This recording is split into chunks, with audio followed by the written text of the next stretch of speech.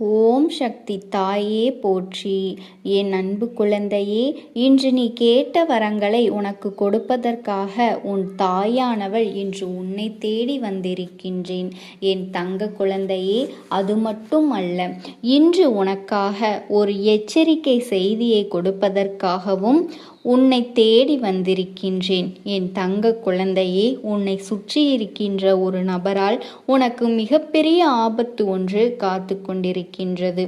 அவர் உனக்கு மிகவும் நெருக்கமானவர் இல்லை என்றாலும் சற்று தொலைவில் இருந்து கொண்டு உனக்கு ஆபத்தை ஏற்படுத்த காத்து கொண்டிருக்கின்றார்.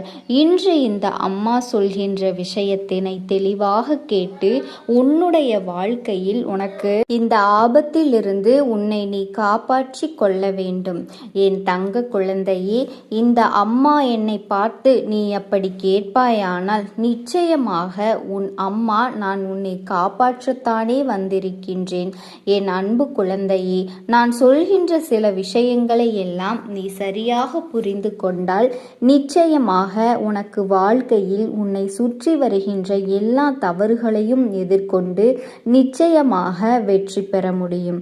என் தங்க குழந்தையே, உன்னால் முடியும் என்பதனை நீ மறந்துவிடாதே. உனக்கு ஒரு ஆபத்து என்றவுடன் பயந்து என் பின்னால் வந்து ஒளிந்து கொள்ளாதே. எல்லா ஆபத்துகளையும் எதிர்கொள்ளக்கூடிய திறமையும் சக்தியும் உனக்குள் இருக்கின்றது. அதை புரிந்து கொண்டு நீ உன் வாழ்க்கையில் எல்லா விஷயங்களையும் செய்ய வேண்டும். உனக்கான மனதைரியத்தையும் உனக்கான நம்பிக்கையையும் மன வலிமையையும் இந்த தாயானவள் நான் தருகின்றேன். அதை என்னிடத்திலிருந்து பெற்றுக்கொண்டு உனக்கான விஷயங்களை எல்லாம் சரியாக செய்துவிட்டு உன் வாழ்க்கையில் உனக்கான வெற்றியையும் நீ உறுதி செய்ய வேண்டும். என் அன்பு குழந்தையே, இதனை நீ புரிந்து கொண்டால் நிச்சயமாக உன் வாழ்க்கையில் வெற்றி பெற இந்த தாயானவள் துணையாக இருப்பேன் என்பதனை நீ தெரிந்து கொள்ள வேண்டும். உன்னை பயந்து ஒளிந்து கொள்வதற்காக இது கிடையாது. நீ எதிர்த்து நின்று வெற்றி பெறுவதற்காக. என் பிள்ளையே, எல்லோரும் தன்னுடைய மனநிலையில் இருந்துதான் அடுத்தவர்களை பற்றி யோசிக்கிறார்களே தவிர அடுத்தவர்களுக்கு மனநிலை எப்படி இருக்கும் என்று சிந்திப்பதில்லை. இதனால் அவர்கள் என்னென்ன வேதனைகளை அனுபவிப்பார்கள் என்று யாரும் யோசிப்பது கிடையாது.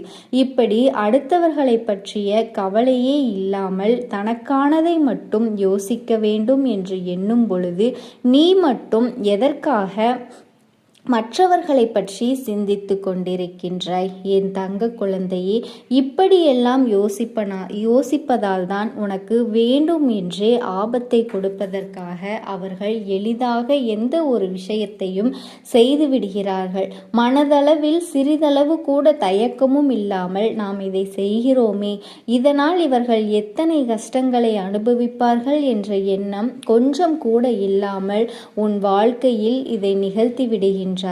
என் தங்க பிள்ளையே, அவர்கள் நடந்து கொண்ட விதம் உனக்கு வாழ்க்கையில் அதிகமான வேதனையை கொடுத்திருக்கும். ஆனால் இப்பொழுது அவர்கள் செய்ய போகின்ற இந்த காரியமானது நீ எதிர்பார்க்காத ஒரு விஷயம். உன்னோடு நல்ல வெள்ளையாக பேசிக்கொண்டிருக்கின்ற ஒருவரால் தான் உனக்கு ஆபத்து வரப்போகின்றது. என் தங்க குழந்தையே, இதனை நீ சுதாரித்து கொள்ள வேண்டிய நேரம் அல்லவா? எப்பொழுதுமே இந்த வாழ்க்கையில் எல்லா விஷயங்களையும் நீ சுதாரிப்பதாக இருக்க வேண்டும் என்று உன் தாயானவள் நான் சொல்கின்றேன். இன்றும் இந்த விஷயத்தை உன்னிடத்தில் ஏன் சொல்கின்றேன் என்றால், இந்த இடத்திலே நீ மிகுந்த கவனத்தோடு இருக்க வேண்டும்.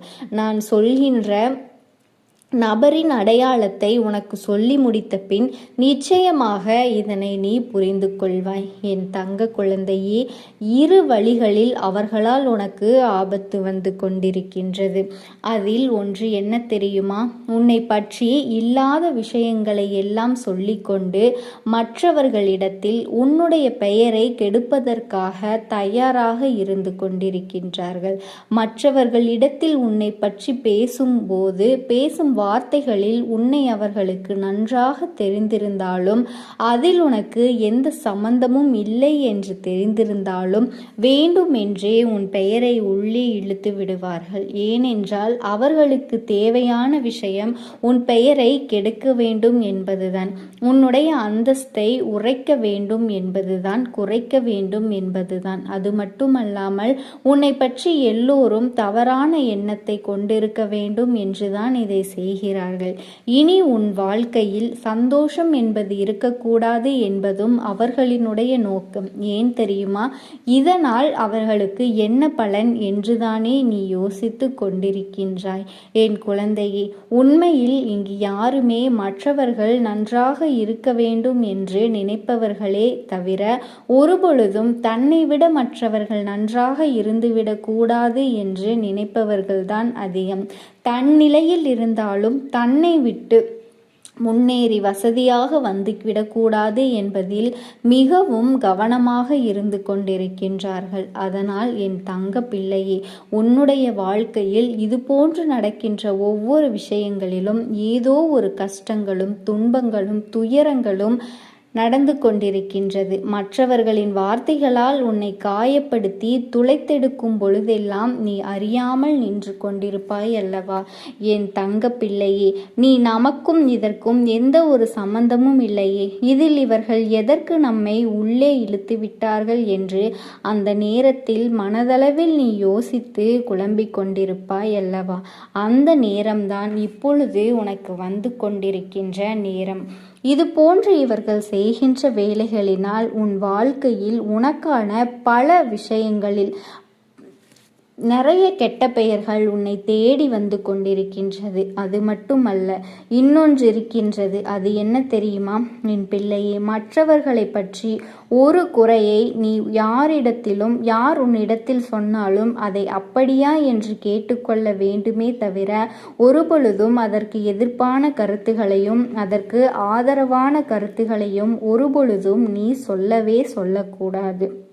ஏனென்றால் இதை உனக்கு எதிராக பயன்படுத்துவதற்கு அவர்கள் தயாராக இருக்கிறார்கள். உன் வாழ்க்கையில் சூழ்ச்சிகளை செய்வதற்கும் அவர்கள் தயாராக இருக்கின்றார்கள். என் பிள்ளையே, இப்பொழுதெல்லாம் எல்லா விஷயங்களிலும் இருக்கின்ற விஞ்ஞான வளர்ச்சியின் காரணமாக எல்லோருடைய கைகளில் இருக்கின்ற அந்த கைபேசியின் மூலமாக மிக விரைவாகவே தகவல்கள் அடுத்தவர்களுக்கு சொல்லப்பட்டு கொண்டிருக்கின்றது. என் தங்க குழந்தையே, அந்த நேரம் நீ பேசுகின்ற வார்த்தைகளை எல்லாம் பதிந்து அவர்கள் யாரிடத்தில் சொல்லக்கூடாதோ அவர்களிடத்திலேயே சென்று காத்து கொண்டிருக்கின்றார்கள். என் செல்ல குழந்தையே, உனக்கு நேரம் சரியில்லை என்றால் அதுவும் நடக்கும். எப்படி வேண்டுமானாலும் நடக்கும். உனக்கான நேரம் சரியாக இருக்கின்றதா இல்லையா என்பதனை நீதான் உறுதி செய்து கொள்ள வேண்டும். அதற்காகத்தான் இந்த தாயானவள் நான் இந்த விஷயத்தை இன்று உனக்கு சொல்லி இருக்கின்றேன். இந்த தாயானவள் ஒரு விஷயத்தை சொல்லும் பொழுது என் பிள்ளை நீ கவனமாக கவனித்து உன் வாழ்க்கையில் நீ பின்பற்ற வேண்டும். அடுத்தவர்களோடு பேசும் பொழுது, அதிலும் சம்பந்தமில்லாத ஒருவரோடு பேசும் பொழுது, ஒருவர் இன்னொருவரை பற்றி பேசும் பொழுது நீ அதிக கவனத்தோடு இருக்க வேண்டும்.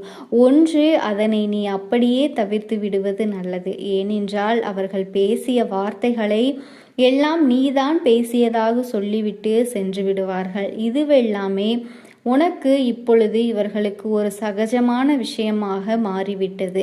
அடுத்தவர்களை உள்ளே இழுத்துவிட்டு தான் தப்பித்து கொள்வது என்பது இவர்களுக்கு இப்பொழுது வழக்கமாகிவிட்டது. அதனால் என் தங்க குழந்தையே, இந்த ஒரு வாழ்க்கையில் உன்னை சுற்றி நடக்கின்ற இது போன்றவை சிறு விஷயங்கள் தானே என்று நீ நினைத்து சாதாரணமாக எண்ணிவிடாதே. இதுவெல்லாம் பிரச்சனை ஆகாது என்று நீ சொல்லும் பொழுது உனக்கு நன்றாகத்தான் இருக்கும். ஆனால் ஒரு பிரச்சனை வந்துவிட்ட பிறகுதான் அதற்கு இந்த அம்மா சொல்வது ஞாபகத்துக்கு வரும்.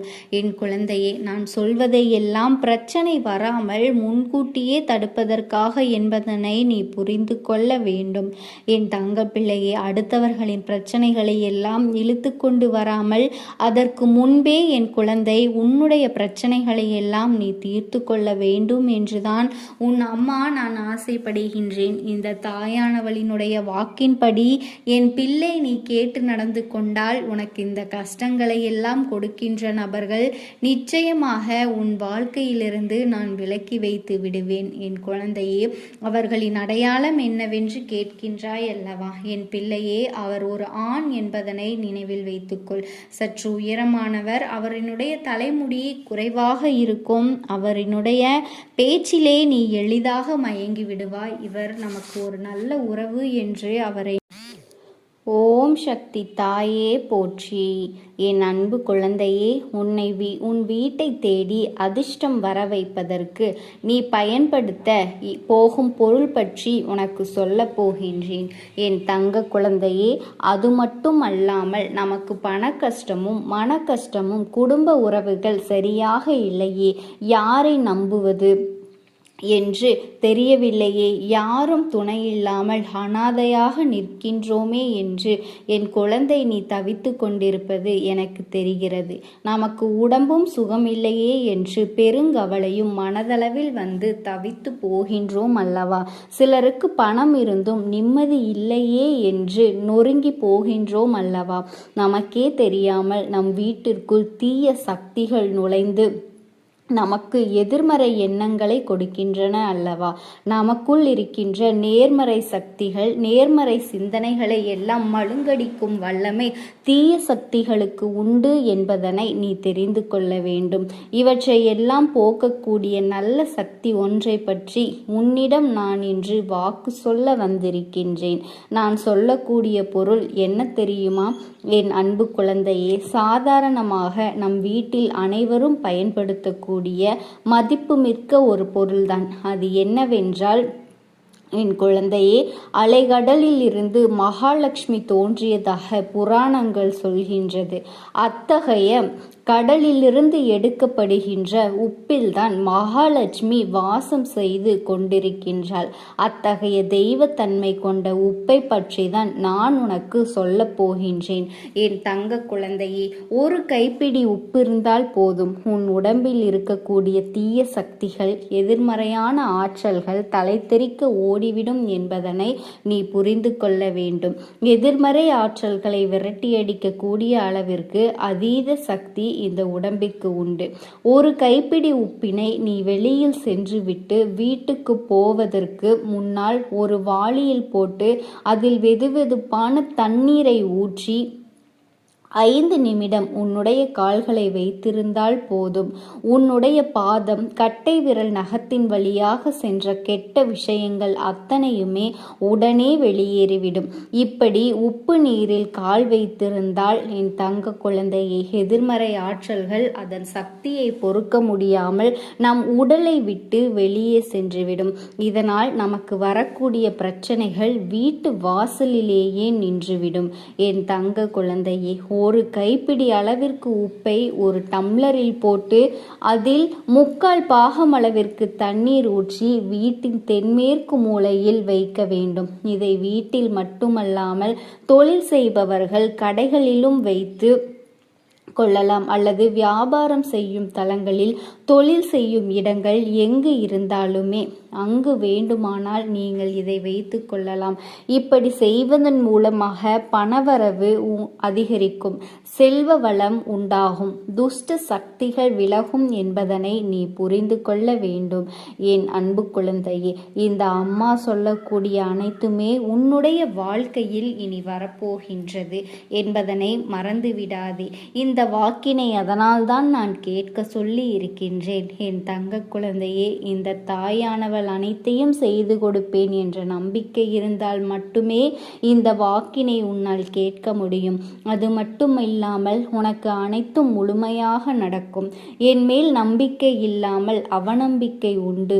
இந்த பதிவினை கேட்டால் மட்டும் உன் வாழ்க்கை மாறிவிடுமா என்று நீ அலட்சியமாக நினைப்பவர்களுக்கு அவர்கள் எண்ணம் போலவே வாழ்க்கை அமையும். அவர்கள் எண்ணம் போலவே எல்லாம் நடக்கும். ஆனால் சில தங்க பிள்ளைகள் என் மீது உண்மையான அன்பு வைத்து கொண்டிருக்கிறார்கள். என் மீது பாசத்தை பொழிந்து கொண்டிருக்கிறார்கள். அவர்களுக்குத்தான் இந்த தாயானவளினுடைய வாக்கு என்பதனை தெரியப்படுத்துகிறேன்.